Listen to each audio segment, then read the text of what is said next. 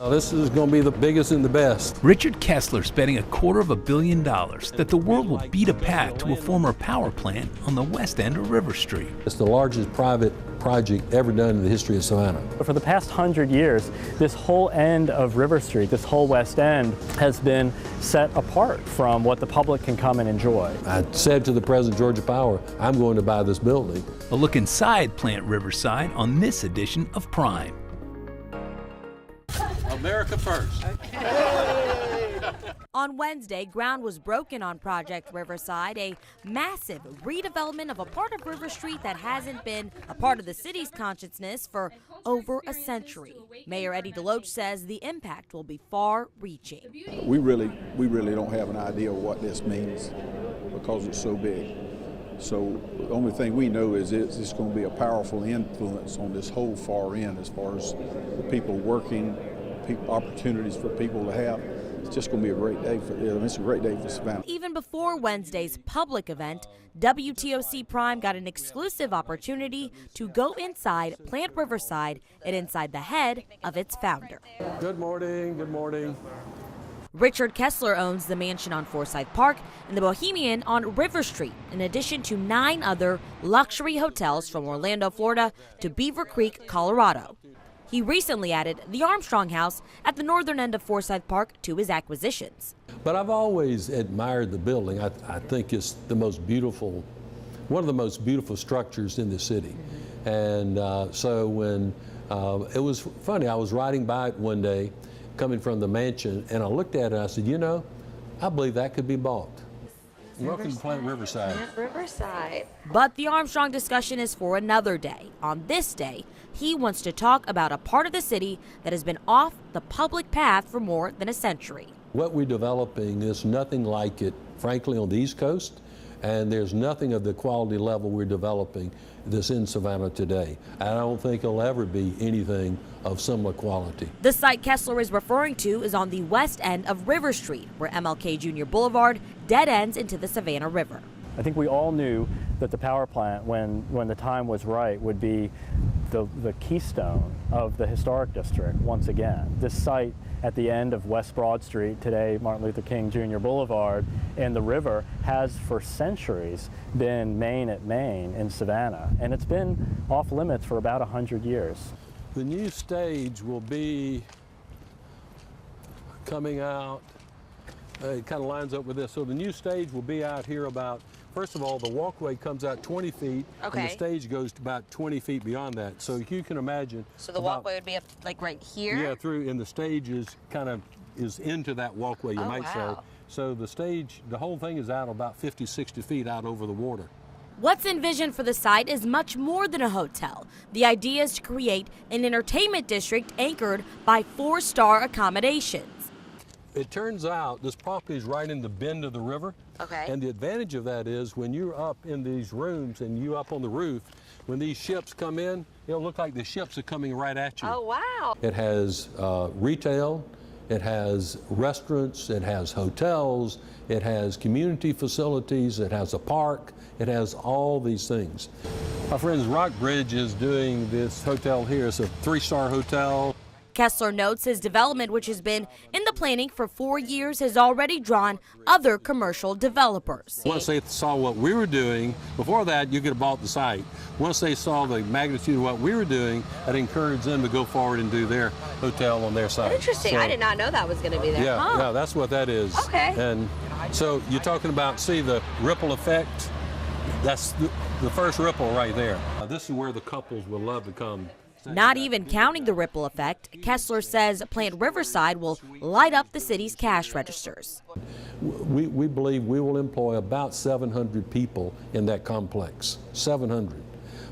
For investment dollars, generally hotels create more jobs per investment dollar than most industries or most other businesses you could possibly bring into a city. It creates more jobs. That calculation to the city alone, and only from Plant Riverside over the next 10 years, we believe will be about $30 million to the city. 30 million, and about $9 million to the county. How did you pick that spot? I mean, did you just see that, like, you know, that would be great for, I mean, I would never think to put all that there, but obviously I'm not in your industry, but Right, I mean, right. Well, first of all, the river is the most desired location for a hotel room of any place in Savannah, the river. People want to be on the river. Martin Luther King Jr. Boulevard, as we know it today, Old West Broad Street, was the very first paved street in Savannah. And it came to the river right here, right at this site. Plant Riverside holds an honored place in Savannah. When we come right back, we'll tell you why.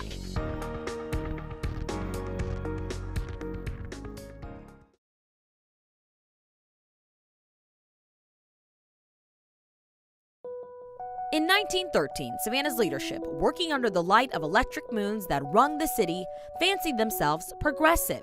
They proved it by building a power plant on the river years ahead of comparably sized cities. We see Savannah take a very bold move in the late 19th century, early 20th century to adopt electricity. This is a very modern idea. And at that time, there really wasn't a precedent for what a power plant should look like. We hadn't made power plants before.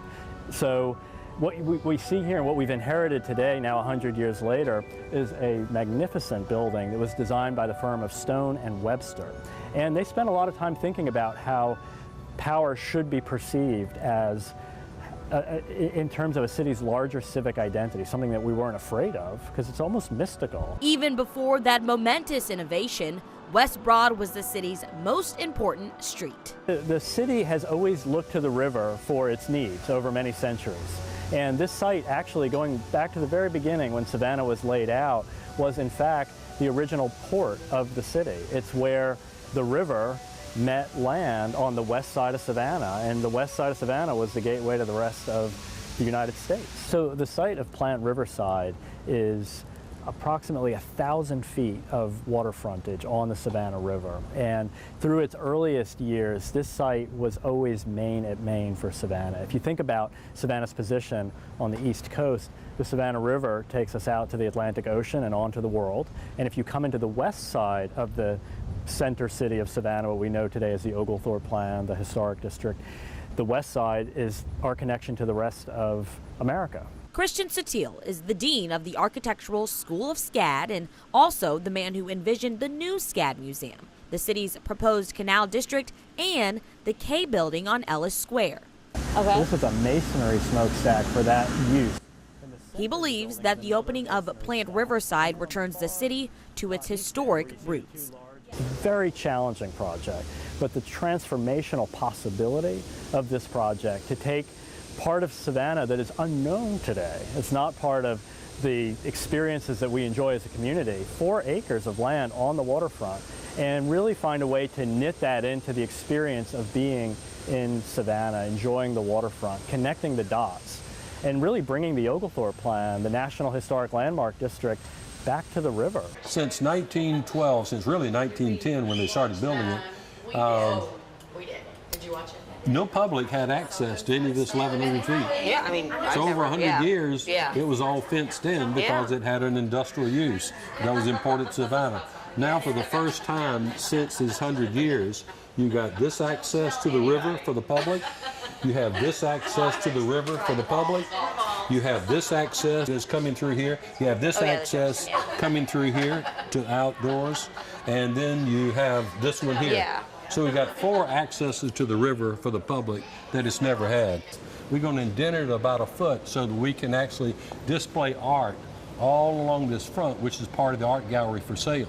One of Sutil's architectural challenges is to incorporate as much of the power plant's look into the plush appointments of a premier hotel.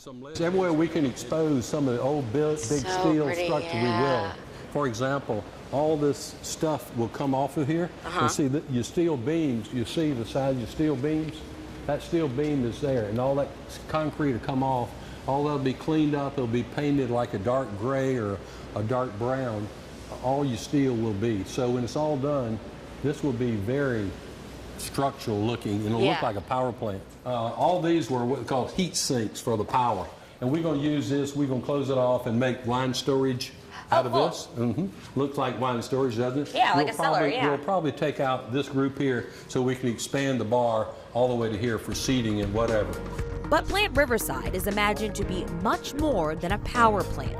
Every child in Savannah Oh, absolutely. will come to see. It'll be a field trip. Kessler's vision continues after this.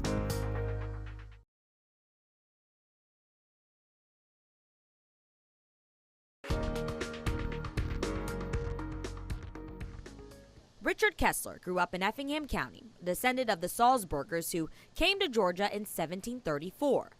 The industriousness that characterized the Salzburgers was evident in Kessler, who earned a master's degree in industrial engineering. I was actually offered my first job by Cecil Day at Savannah Beach, walking on the beach one afternoon. He invited me to go to work with him to teach me the real estate development business, and one day we'd become partners, and one day I'd become president, CEO of the company. And I was 23 years old, and I thought this was a great idea. I didn't care what I got paid, and actually I was offered, my pay at that time I think was $9,000 a year with a master's degree in engineering from Georgia Tech. And I was offered $12,000 a year by banks and other institutions, but I wanted to learn real estate and enjoy and explore this whole idea of potential and what could I do with that. And then 4 months later, after I went with him, he announced and put on my desk something after he took a long summer trip. It said Days Ends of America. And I read it. He said, read it and tell me what you think of this. I did. He said, Richard, do you think we can do this? And I said, absolutely, we can do this. And he said, well, great. He said, well, let's round up everybody else, talk to them about it, and then we launched Days Ends of America just a few months after I was with him. And so overnight, I was deep into the whole idea of real estate development and potential and people and hospitality and all those things that really had shaped my background and was my personal interest. I did that, and then in 1975, I was about 29 years old at the time. Days then, Cecil asked me to come back to Atlanta because I was had set up a number of businesses that he and I owned together, development businesses, building Days Ends, leasing them to corporate operating Days Ends. And he asked me to come back and take over all of Days Ends nationally. I was 29 years old. I was the youngest CEO in the industry of any major company. And it was a real challenge, and I really enjoyed it. And I spent, overall I spent 14 years with Days Ends, developing it and making it a national company. I ran the company then as president, CEO, and then chairman for 9 years. And then we sold the company in 1984. The art and all the colors, it's not something you see every day in a hotel. Right. That's one of the first things I noticed when I came here. It's kind of like New Savannah. Yeah, exactly. You know, Out of Days End, he dabbled in banking and some residential development. Eventually, he made his way back to Savannah when he turned a Coca-Cola bottling company into what is now known as the Bryce, but was originally the Mulberry. Which was the first real boutique hotel developed here in the Savannah market during those years. That's where I stayed for my interview here. Yeah, that's right. So, okay. Yeah. Well, I did the Mulberry Inn in the early 80s. And when we opened that, and that's before we sold the company, it made me realize how successful that idea could be, because it immediately was profitable, immediately was very successful, and Savannah embraced it. And since then, as you know, that whole idea nationally has grown. Oh, yeah. When I did that in early 80s, nobody even knew how to spell boutique.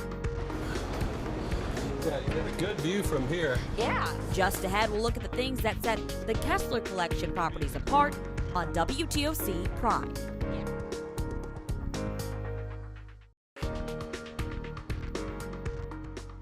I don't know if you noticed, but this is our Bohemian Busendorfer piano here. Oh. This is a 9-foot grand Busendorfer. This piano is made in Vienna, Austria. They only make a few every year, very limited production. This is like the Rolls Royce of pianos. Okay, there you go. That's the I Rolls speak my Royce of language. There you go. pianos. Busendorfer. Kessler's personal touch is on all of the properties in the Kessler Collection, which are all themed around art and music. This will be an African bar. We're thinking about calling it the Crocodile Bar. Crocodile Bar. Crocodile Bar. I was just in Africa hunting about a month ago, and I was able to reap a 15.5-foot crocodile. You killed a 15.5-foot crocodile yourself? Yes, yes. And we're going to have him stuffed, and we will bring him into the African bar. And we're thinking about calling it the Crocodile Bar. This African bar has been a dream of mine for years. Yeah. I've always wanted to do one. Now you're like this close, you can see it. So now I can see it already because I've been collecting for 10 years for a bar like this. For Planned Riverside, the developer will go a bit more exotic. The dinosaur actually will sit in this big area. So just right in the middle. He will face this direction. He will go all the way to where that blue tank is, all the way to here. That is going to be huge. It's huge, huge.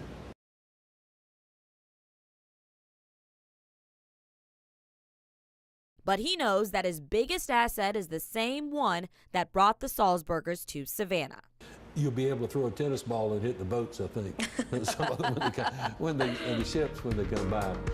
I always was intrigued with the idea of seeing potential in people, in things, and in situations. When we come right back, a look at the potential of the west side of River Street.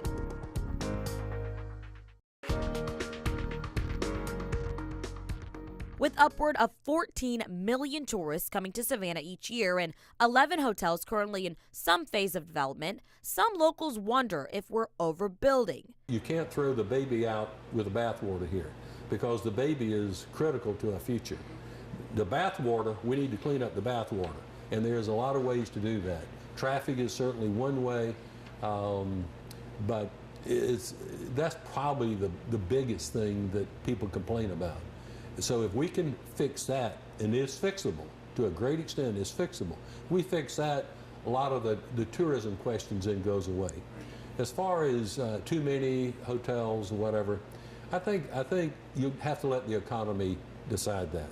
I think that But Kessler does feel the pain of the congestion and growth and has some ideas to alleviate the pressure. And there's some people kind of feel that tourism has reached the oversaturation point in Savannah, whether it's parking, rent downtown is too expensive, there's just not enough space for people to go. Do you think that we've hit that point, or do you think we will ever hit that point where there's, I guess, too many tourists? Because that is a complaint that we hear a lot. Well, I think it's easy to when you're following a horse and carriage around and your car and you're 10 minutes late to your appointment and you think, oh my gosh, all these tourists are in my way and I can't get to where I want to get to. I mean, it gets frustrating, certainly. I think we need to separate the issues. I think we need to look at it. And we say, okay, first of all, let's look at what tourism means to Savannah. It means economic health, I will tell you. It means major, major jobs.